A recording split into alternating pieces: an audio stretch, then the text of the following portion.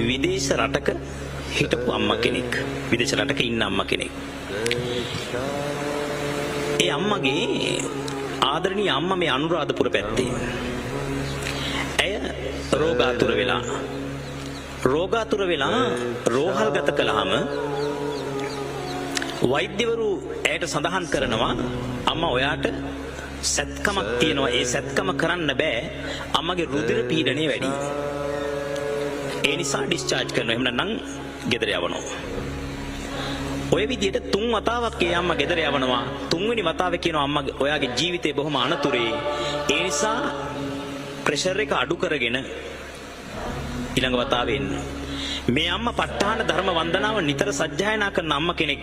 ප ဋ ාහන ධර්ම වන්දනා පොත අරගෙන සජ්ජායනා කරලා ඊළඟ වතාවේ යනවා රෝහලට. ගිහිල්ලා බලනකොට ප්‍රෙෂර් එක නෝමල්. ඇඩ්මිට් කරගන්නවා. ඇඩ්මිට් කරලා සැත්කම නැත්නම් ඔපරේෂන් එකක් කරනවා. ඔපරේෂන් එක කරලා වාට්ටුවට දමනවා. වාට්ටුවට දමලා හાર્ට් ප්‍රෙෂර් එහෙම මොනිටර් කරනවනේ නේ මනිනවනේ. අපේ හාමුදුරුවනේ හાર્ට් ප්‍රෙෂර් එක මොනිටර් කරන මැෂින් එක මෙහෙම උඩපල්ලෙහා යමින් තියෙන අතරතුර එක වෙලාවක සම්පූර්ණයෙන්ම නතර වෙනවා.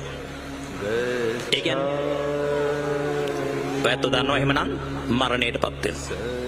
වෛද්‍යවරු උත්සාහ කරනවා දැන් මේ අම්මගේ හුස්ම ගන්න.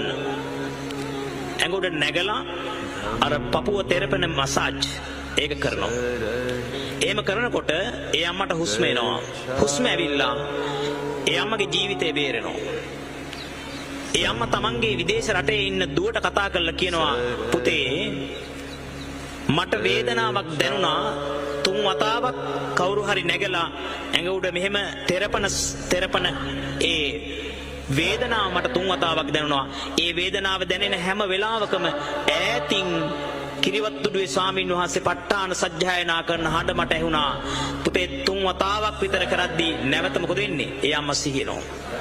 ඊළඟට ඇය සුවපත් වෙලා වෛද්‍යවරු ඇවිල්ලා කියනවා අම්මා 99% ඔයාගේ ජීවිතේ තිබුණේ අනතුරේ. අපි විශ්වාස කළේ නෑ ඔයා ජීවත් වෙයි කියලා. අම්මා පෙර පිනක් නිසාමයි ජීවත් වුනේ කියලා. ඒ අම්මට කියද්දි අම්මා ඇඳේ කොට්ටේ යට දාගෙන හිටපු ප ဋ ාහන ධර්ම වන්දනා පොත අරගෙන පෙන්නලා වෛද්‍යවරුන්ට මෙන්න මේක තමයි දොස්තර මහත්තයෝ මගේ රහස. මේක නිසයි මගේ ජීවිතේ බේරුනේ කියලා කියනකොට දොස්තරවරු පවා සාදුකාර දෙමින් මේක පිළි අරගෙන තියෙනවා. ඒසා අද විශේෂයෙන්ම රෝහල් වල විශාල පිරිසක් මේ ප ဋ ාහන ධර්ම වන්දනාව තමන්ගේ සුවපත් භාවයේ පිණිස පාවිච්චි කරනවා. අපේ නායක හාමුදුරනේ අපේ සිංහල බෞද්ධ මිනිස්සු ලෙඩට දුකටපත් වුනහම වෙනත් ආගම් හොයාගෙන යන කාලයක් තිබුණා. ආගම අතහැරලා අන්‍යාගමික වෙන යුගයක් තිබුණා. අපි ඒකෙන් නතර කරගන්න ඕනේ. මේ සිංහල බෞද්ධයෝ බුදුදහම අතහැරලා විවිධ පැතිවලට පැතිකඩවල වලට යන්න ගියොත් නායක හාමුදුරනේ මිනිස්සුන්ට නැති වෙන්නේ බුදුරජාණන් වහන්සේගේ පිළිසරණ, ත්‍රිවිධ රත්නයේ පිළිසරණ. ප ဋ ාහන සජ්ජායනාව කළා ලෙඩ දුක් හොඳ කරගන්නක අපි කියන්නේ 100%ක් නිවන කියලා. එහෙනම් මතක තියාගන්න අඩුම වශයෙන් නිවනට යන්නට පෙර ආතුව කායික නිරෝගීතාවය, මානසික නිරෝගීතාවය කියන දෙක හදාගත්තට පස්සේ එයාට කාලය ඉතුරු වෙනවා, මුදල් ඉතුරු වෙනවා, එයාට පුළුවන්කම තියෙනවා අම්මා අප්පච්චි මොනව කරන්නද?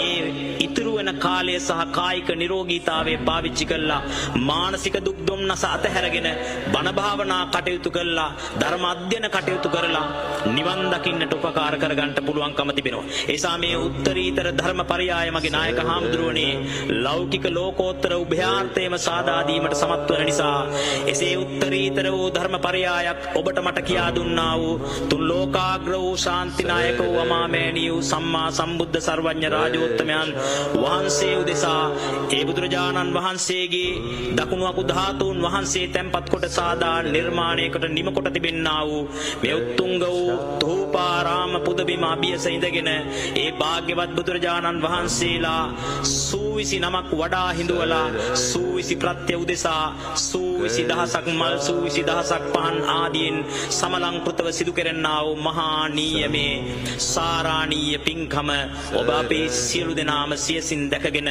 වන්දනා මාන කරගන්නට පුණ්‍ය ලාභය ලැබුවා.